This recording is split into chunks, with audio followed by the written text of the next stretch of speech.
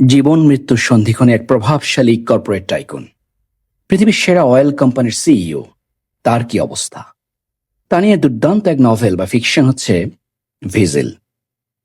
Man Booker prize বিজয়ী লেখক আর বর্তমান সময়ের আলোচিত উপন্যাসিক এবং অধ্যাপক জর্জ স্যান্ডার্সের উপন্যাস ভিজিল 2026 সালের জানুয়ারিতে পেঙ্গুইন র্যান্ডম হাউস থেকে প্রকাশিত হয়। এই উপন্যাসের প্রধান দুটি চরিত্র হচ্ছে জিল ব্লেইন আর কেজে বুন। জিল ব্লেইন বা জিল ডল ব্লেইন আসলে এক অশরীরী চরিত্র, একটা স্পিরিট, কাইন্ড অফ গোস্ট, যেখানে পৃথিবীর বিখ্যাত অয়েল টাইকুন কেজি বুনকে জীবন মৃত্যুর সন্ধিক্ষণে সান্ত্বনা দিতে এসেছে।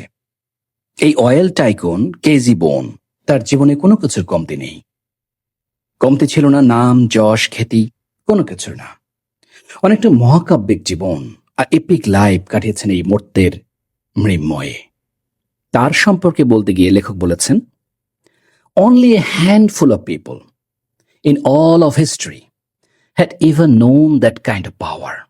Presidents, maybe, depending on an era, kings, sure, but their kingdoms were not worldwide, movie stars and such, but that was superficial.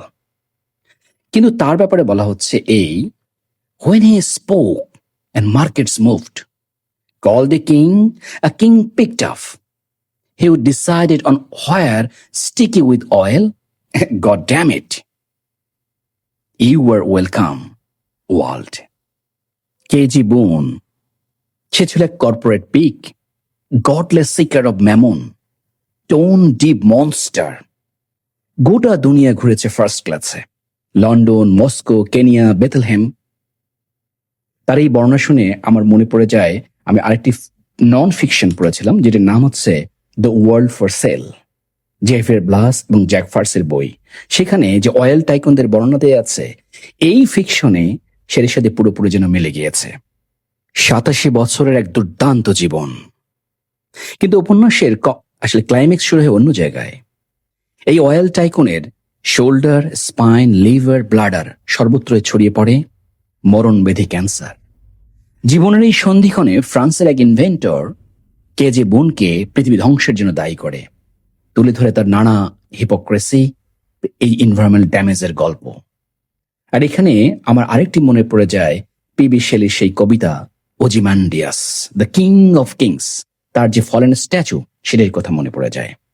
উপন্যাসের ওই যে narrator, the ghost character Jill Blaine, সে আসলে যে কে বুনকে সান্ত্বনা দিতে আসলেও তার রয়েছে আরেকটি গল্প।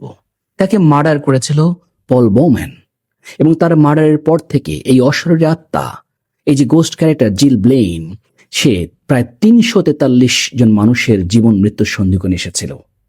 আর এবার এসেছে অয়েল টাইকুন কেজি বুনকে সান্ত্বনা দিতে। এরকম নানা পরতে পরতে সাজানো গল্প নিয়ে জর্জ স্যান্ডার্সের এই যে ভিজিল উপন্যাস স্ট্রেট ফরওয়ার্ড লাইনে লেখা, কনভারসেশনাল ল্যাঙ্গুয়েজ স্টাইলে লেখা, এবং এখানে জীবনের জটিল সমীকরণ থাকলেও এই গল্পে রয়েছে, এই উপন্যাসে রয়েছে হিউমার, রয়েছে সাররিয়ালিজমের ব্যবহার, এবং স্টোরি লাইন মারাত্মক রকমের বেজি। কে কখন কাকে কি বলছে তা বুঝতে আমার মতো একজন ক্ষুদ্র পাঠকের বেশ কষ্ট হয়েছে এই উপন্যাসে। উপন্যাসের শুরুটা অত্যন্ত দুর্দান্ত। লেখক লিখেছেন, What a lovely home I found myself, plummeting toward, acquiring, as I fell, arms, hands, legs, feet, all of which, as usual, became more substantial with each passing second. Below, a fountain. At the center of the fountain, a gold-plated statue of a dog. মাত্র 170 পৃষ্ঠার ছোট্ট নতুন এই উপন্যাসটি আমাদেরকে জানিয়ে দেয় corporate ওয়ার্ল্ডের আনলিমিটেড গ্রিডের কথা, ক্যাপিটালিজমের কদর্য রূপের কথা, পৃথিবী এবং পরিবেশ ধ্বংসের উন্মাদনা এবং তার পরিণতি। এই কথাগুলো জিল বেইন এবং কেজি বুনের ন্যারেশনের মধ্যে উঠে আসে পাঠকের সামনে। বইটি শুরুটা যেমন ছিল দুর্দান্ত, ঠিক উপন্যাসের শেষটা দুর্দান্ত না হলেও রয়েছে এখানে অনেক শূন্যতা, হাহাকার। নেই কোনো নাটকীয়তা, যেখানে জিল ব্লেন বলছে comfort for all else's futility, comfort for all else's futility. মার্কিন মূল্যকে জর্জ স্যান্ডার্সের 13তম উপন্যাস ভিজিল ইতিমধ্যেই নিউ ইয়র্ক টাইমসের বেস্ট সেলিং উপন্যাস হিসেবে অভিহিত হয়েছে। সাহিত্যের জগতে মার্কিন মূল্যকে ইতিমধ্যে আলোড়ন সৃষ্টি করেছে। জর্জ স্যান্ডার্সের ভিজিল উপন্যাসে এই যে একজন গোস্ট ক্যারেক্টার এবং একজন মৃত্যুর সন্ধিক্ষণে থাকা মানুষ, তাদের যে সংলাপ, তাদের যে কথোপকথন, এই কথোপকথনের মধ্যেই রয়েছে পৃথিবী রক্ষার অঙ্গীকার। পড়ে দেখতে পারেন, ভালো লাগতে পারে। Thank you very much for listening the review.